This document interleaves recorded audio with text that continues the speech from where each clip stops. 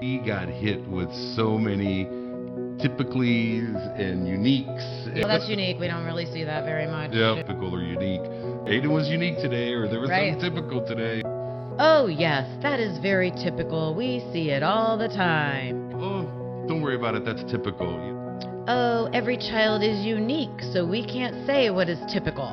That's typical. See you later. We call it the typical unique conversation. Welcome back to Typically Unique. I'm Kim Aponte, and I'm here with my husband, Carlos. Hello. And on this episode, we are going to tell why we started marriage counseling. And it is going to be a personal story. But like we said, we're putting ourselves out there and keeping it real. So it's important. We're also going to be able to share everything, every story that we have, all of our experiences.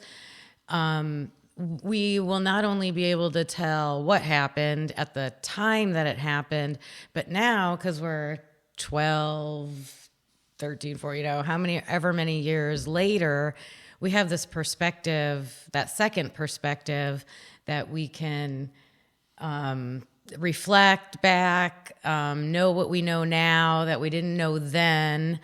So we're going to tell the events as they happened, but probably also fill in some information that we know now. Like how maybe we could have done some things differently. Yes. Or sought out some things earlier, and now we understand why and things avoided happened. some things. Yeah, why we did the things we did, Right. and why things happened, and what worked, what didn't work. So, that's important. And so this all started with one big event, pretty much. Yeah, and Things that led up to it, but culminated. yeah. So I guess talking about the big event was, there were some things that led up to it, and we may get into some of those details later on, because through marriage counseling, I think we were allowed to reflect a little bit better what was happening at the time. We certainly didn't know a lot of these things in the moment, right? So this reflection that you were just talking about is, us be able to go and look back at it. But We learned a lot about ourselves. yeah, a lot about ourselves. And each other. Oh, yeah.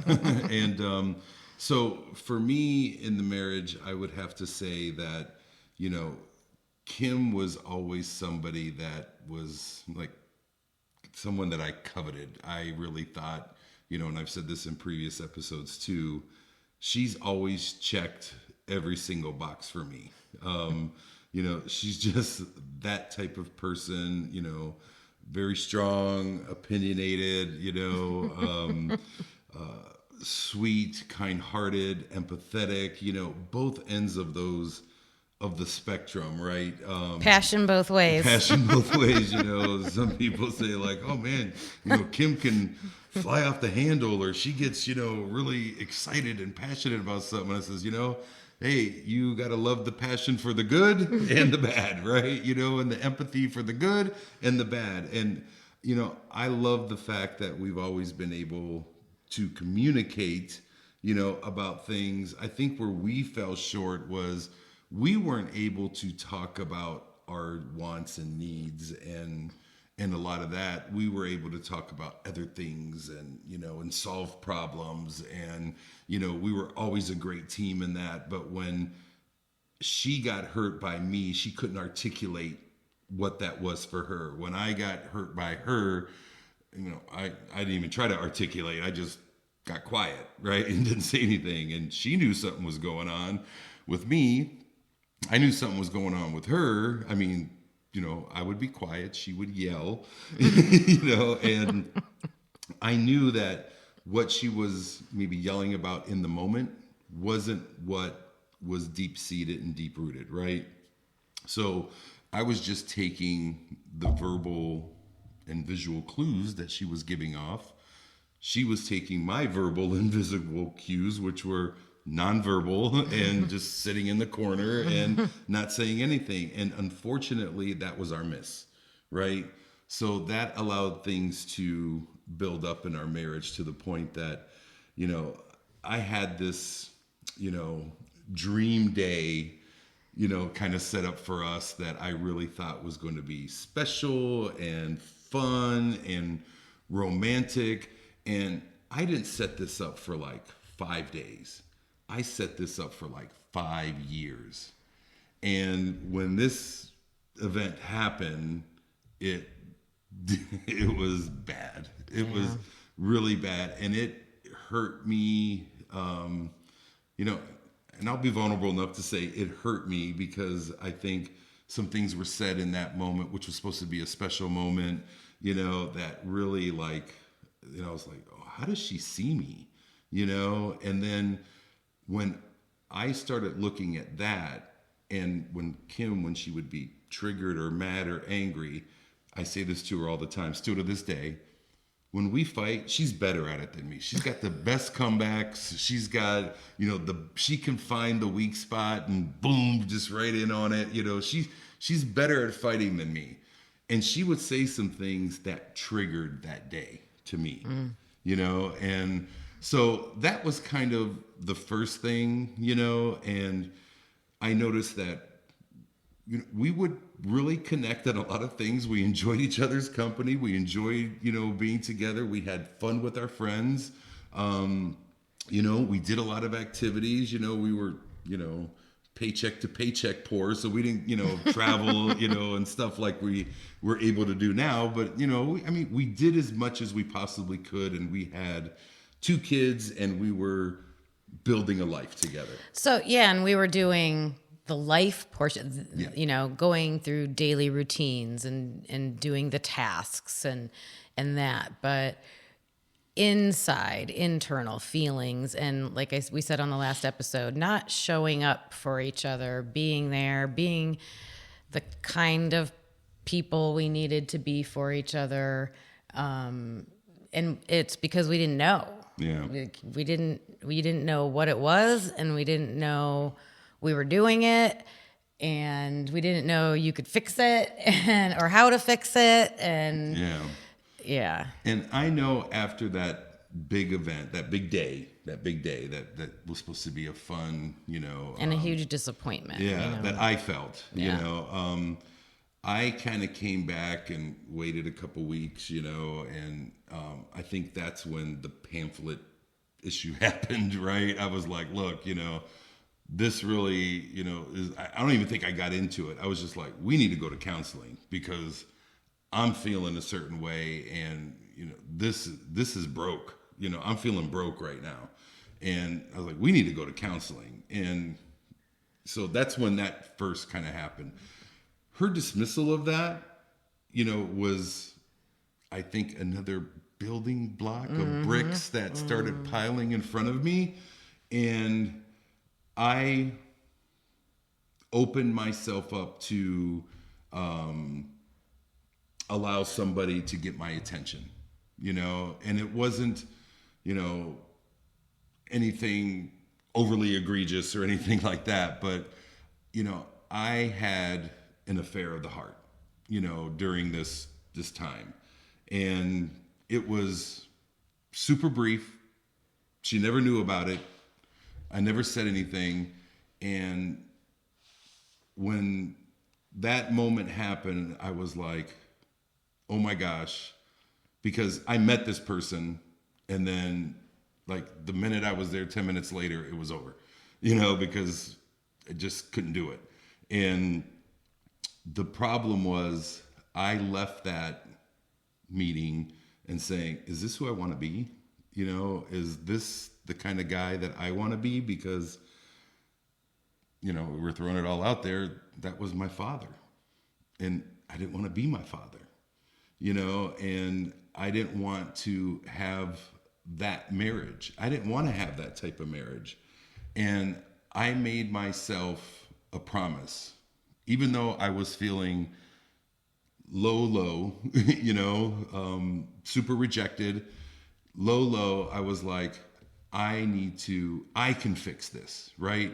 I'm committed to this marriage. Maybe we don't need, the pamphlet or, even though that came a little bit later, that was my first attempt, but, maybe we don't need counseling. Maybe I can fix this if I'm better, right? I should keep these outside distractions outside, and that's it. And I thought, we should try counseling. She said no. It was still kind of another brick, but I was like, I still can fix this. I can do it. I'm going to be in this. But I told myself, if I ever feel like I can't and I open myself up to that again, I'm just going to get divorced. I'm just going to leave. And for me, I'm black and white. She hates that about me. So that was... But we had those conversations because I felt that way too. Yeah. And I was like, if I ever feel like I'm opening myself up to that again, I'm just going to leave. I'm not going to have an affair. I'm not going to have an affair of the heart. I'm not going to let somebody, try to, say all the right things to me, and feel, Kim is 95% of what I need in my life, and someone comes in and tries to fill that 5% and feel like, oh my God, now I'm fulfilled. Well, no, Kim's filling 95% of my heart. I think what we're looking for is, or at least what I was looking for was 100%, right? And sometimes when someone gives you that other 5%, you absorb that. You haven't had that, So I ever told myself, if that ever happened again, I'm just going to leave the marriage. So over time, a few years later. Well, after going through all the trauma Yes. with Aiden, being separated, then because what he was talking about was before Aiden got sick. So then we went through all that with Aiden. And I think we've done a pretty good job describing how defeated and wore out and exhausted and just done we were after that. So that's where we were, in our own little corners, living our own little life, our own, just doing a lot of things separately. Right. And I felt probably, I don't know, what's the time frame? Maybe a year after Aiden was home-ish, Yeah, more than a year. Yeah, a little bit more. Yeah, maybe a year and a half.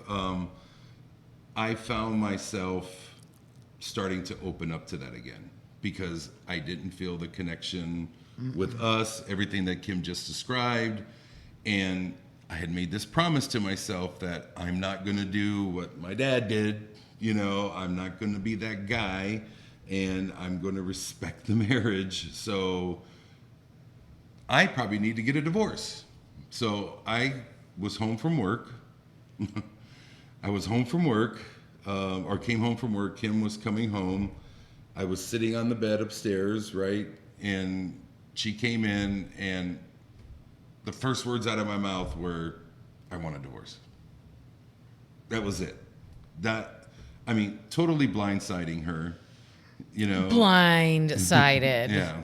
It was shocking. And, I know we'll critique this a little bit later, but I could have handled that situation much better. I could have, we could have been to the point where we could have talked in that moment.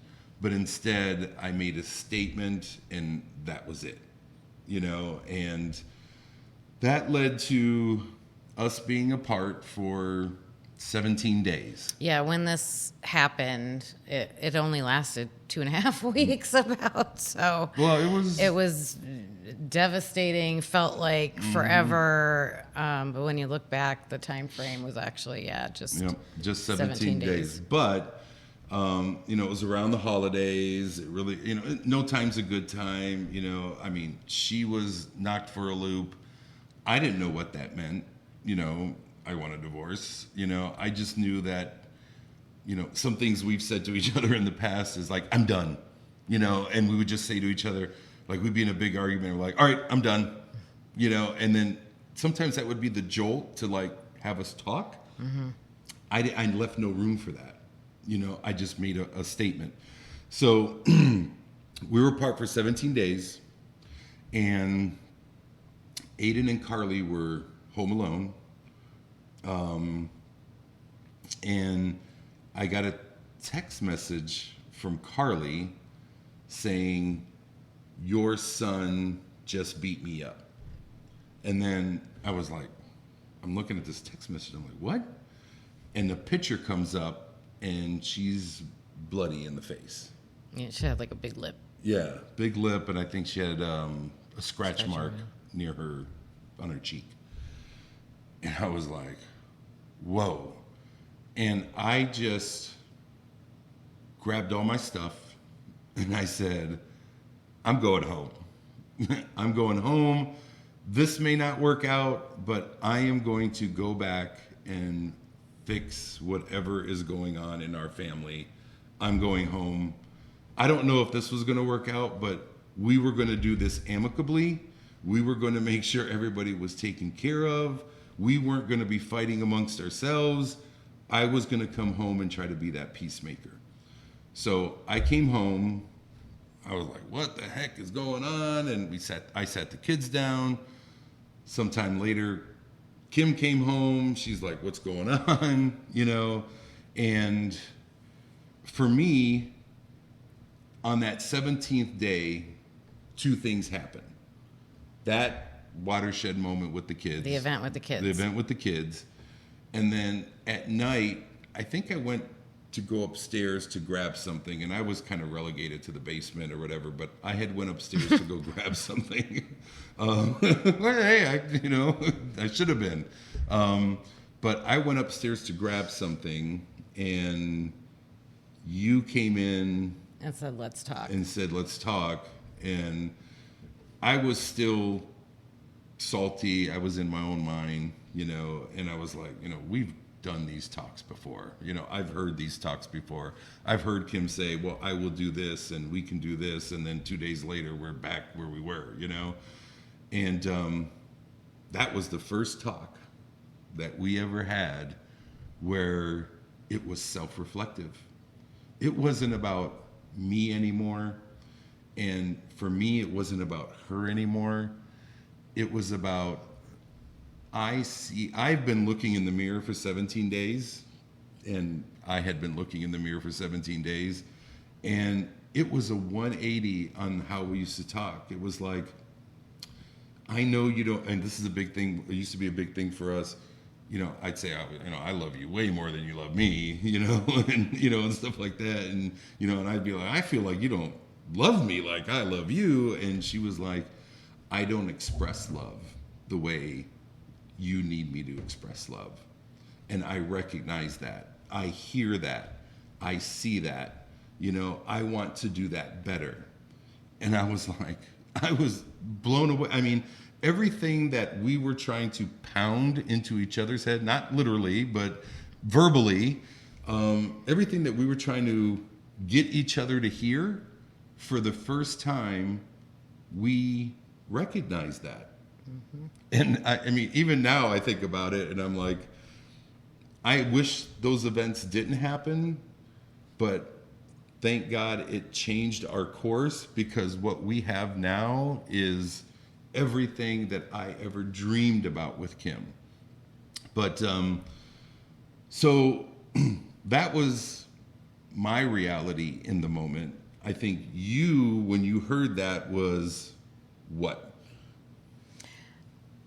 Oh my gosh. I was in shock for 17 days. I mean, I at first was kind of frozen, didn't know what. I just went into a spinning, crazy maniac whirlwind. What do I do? And seeking out someone to help me and figure out what had just happened. And I went to counseling, ended up finding a counselor first. Like, I needed somebody to explain to me what, where did this come from? What is going on? Why did this happen? All of that. So I set up a first counseling appointment for myself. So I went in and, I am just like, I want my marriage. I loved him. I'm like, what? And I've said in so many episodes, I'm like oblivious to things. I just go on. I don't know. I felt like, even on days where I felt bad or I was feeling bad, I didn't, care. I never questioned our marriage, That was my feelings.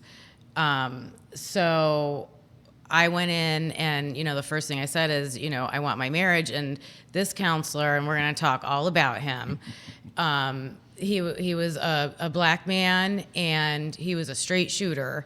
And he just said, well, you could have your marriage if you both want it, and just, he always spoke bluntly like that. And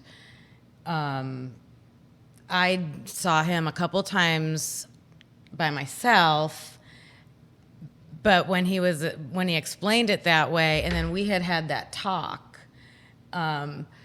like the very next session I had with him, I show up with everybody, me, Carlos, the kids. This guy had no idea we were all coming. Well, the kids got in a fight, right? So the kids got in a we fight. weren't leaving them home alone, Yeah. so everybody's coming. But I mean, we had that talk, and we're like, yes, we are going to work on this. We'll go to counseling and see where this is going to go.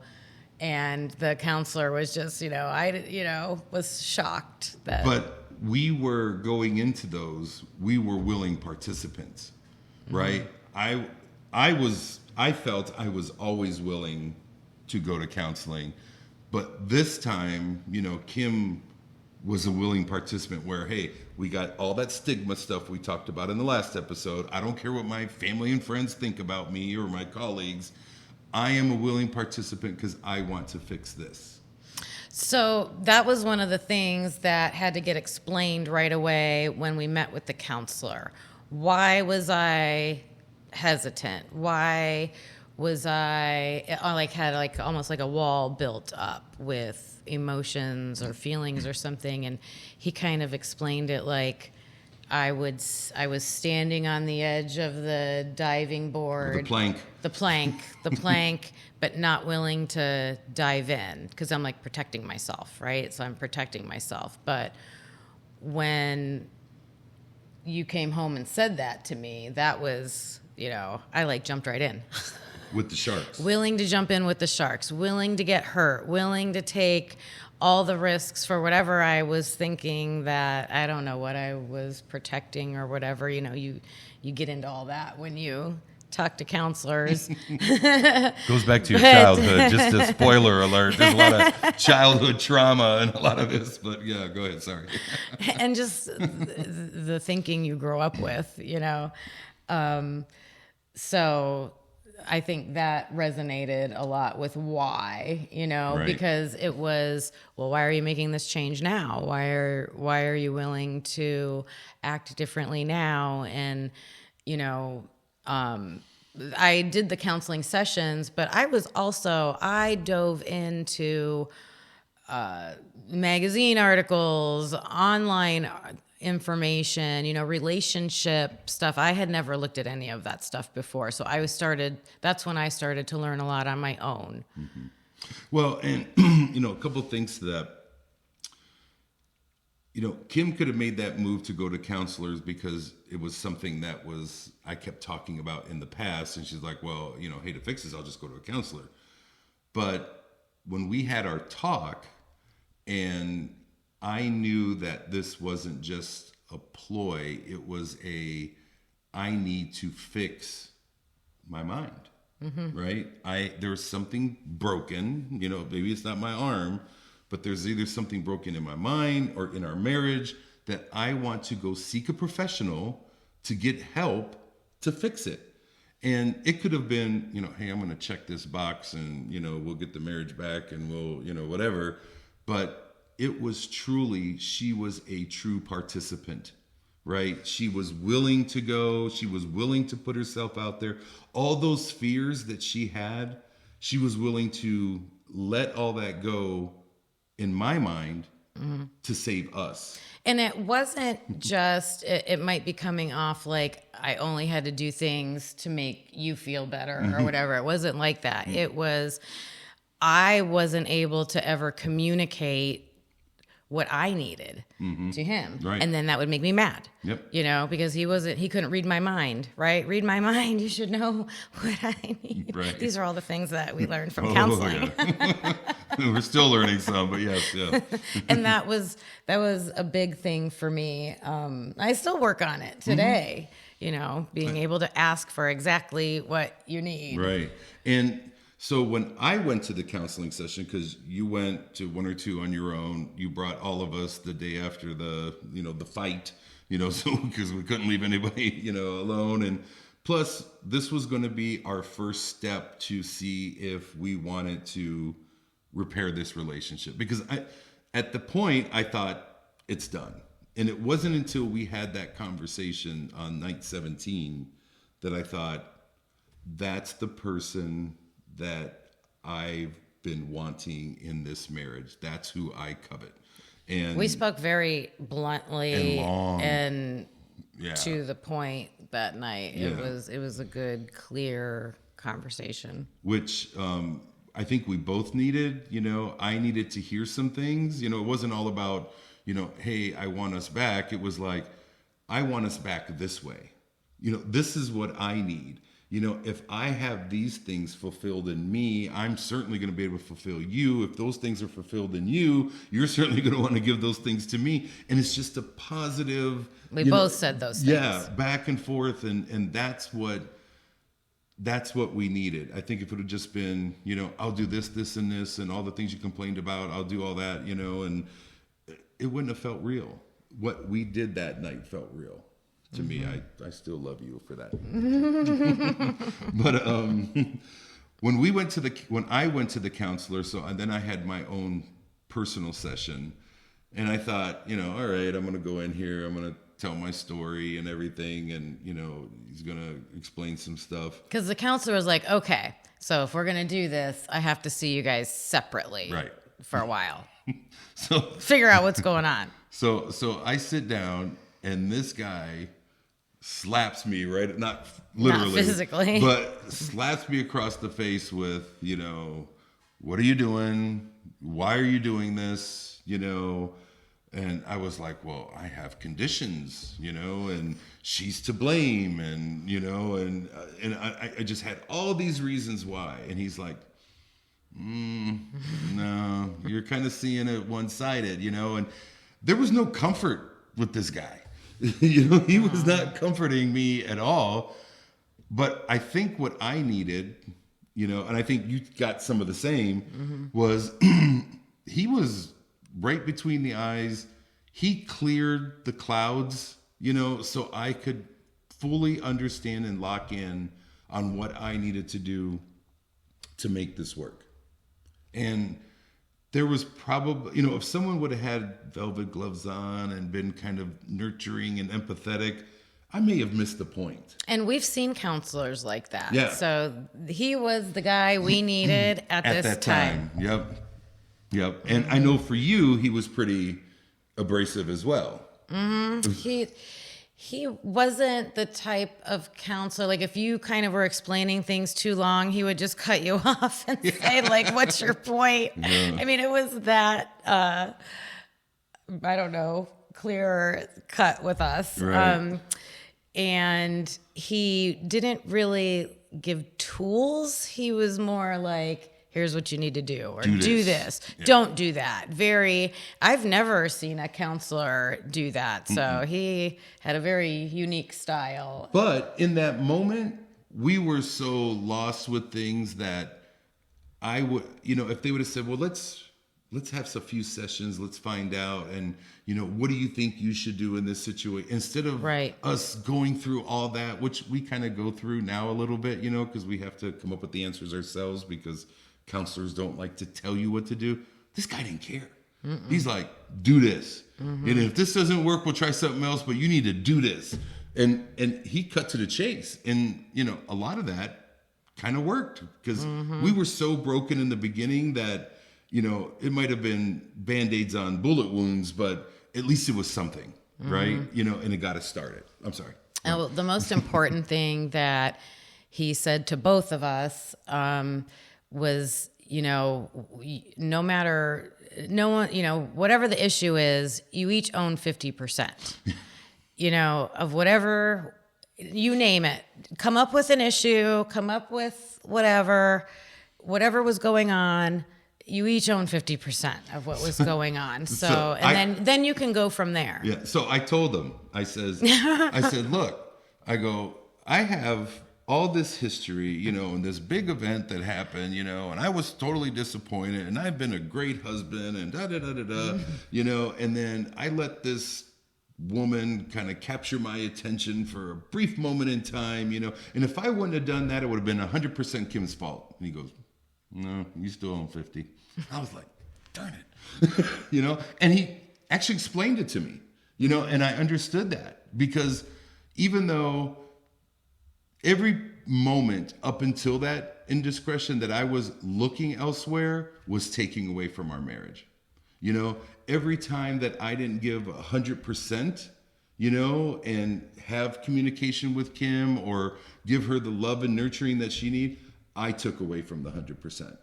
So again, we couldn't have that reciprocal relationship of love going back and forth. She was just set up for failure, you know? And I was like, gosh darn it, you know? Yeah, and we learned along the way, you know, one of the things I was doing was like killing myself. I thought doing great, wonderful things, and you learn about love buckets, Yeah. you know, but what I was doing, he didn't care about. And I thought, you know, oh, I'm cleaning the house, or I'm shopping, or I'm giving gifts, or I'm doing these things, and he could care less. So, and that's a very typical thing to happen in relationships, you know, and no one teaches you about that. You know, you have to show up for each other, appreciate each other in the way that the person wants to feel, you Right. know, and you had to do that for me too. Like we had Right. to learn that. And we also learned you can even do that for kids, for your own children, you know, find out what your kids' love language is. That's a big one too. I wish I would have known that when our kids were little. But so I think the doctor that we started out with was exactly what we needed in the moment. I agree with that 100%. I also believe that there was a period of time where that type of counseling was just sensory overload for us. We were trying to rebuild our marriage, rebuild our family. We had some parallel things starting to show up, you know, in our family, still trying for us to be stronger. We couldn't take the high intensity counseling much more. So we started kind of weaning from that a little bit until some point where we're like, wait a minute, we need some maintenance here because we're starting to flail here a little bit. So I think it was the style. Like Yeah, the style of his counseling was great in the beginning, like you said. But over time, you know, we're doing the work, we're getting better, things are good between us. And it was just, it started to feel almost manipulative instead of direct. And so we just decided, let's try to find someone else. So how we did that, I think, is important because folks may not know this. Part of your benefits package, right?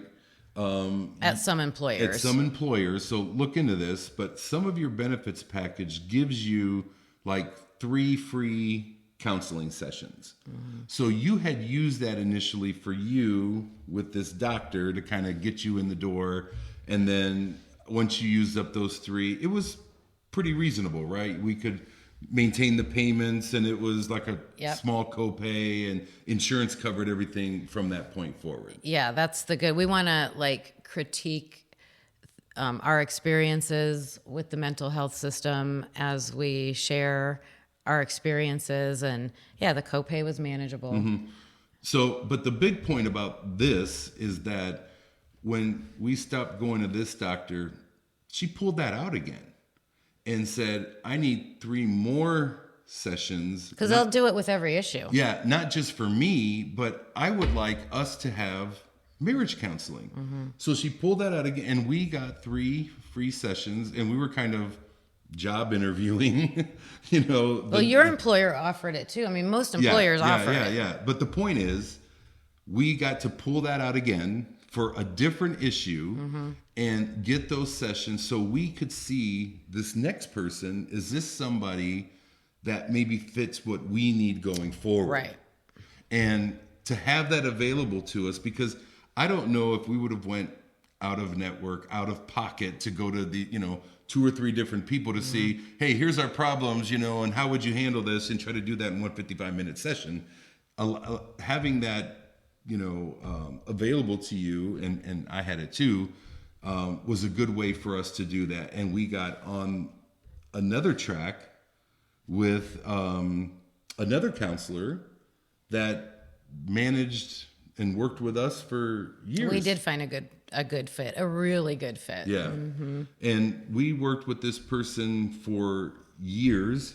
I think her style and what we went through, and I think a lot of the tools and methods and tests that we took, we're going to share with you a lot of stuff that she talked about. But that was the big issue. You just reminded me with it was That's not only here. it was not only That's why I'm here. It was not only that first doctor style, but I wanted to be able to do work on, like, learn about myself and improve on my own. And he was only Symptoms. yeah. I would explain something, he'd tell me what to do. I would explain something, and I'm like, well, you're not at home with me. I can't, like, run every single thing by you, and you're not teaching me anything. Right. So that was when we decided we need to go find someone else. And then this next person really did that. And we asked for that. We did. We said, here's what we're looking for. Yes. And yeah, it was a good fit. Very good fit. So I think that's kind of where we're going to pick up. Yes. On the next episode is what this actual counseling, after we had the triage with this first counselor. Now we go we got smacked around for a little bit, and then we're ready for some. Yeah. So now we're going in traditional counseling. So we'd like to talk about some of those tools, some of the things that we brought to the table, some of the things that she taught us, some of the YouTube videos that I had to watch over Kim's shoulders about, a lot of codependency and childhood trauma and love languages and all the little terminologies that we've learned over the years. So we'll talk about that on our next episode. We hope you'll join us back for that. We'll see you then. Bye. Bye.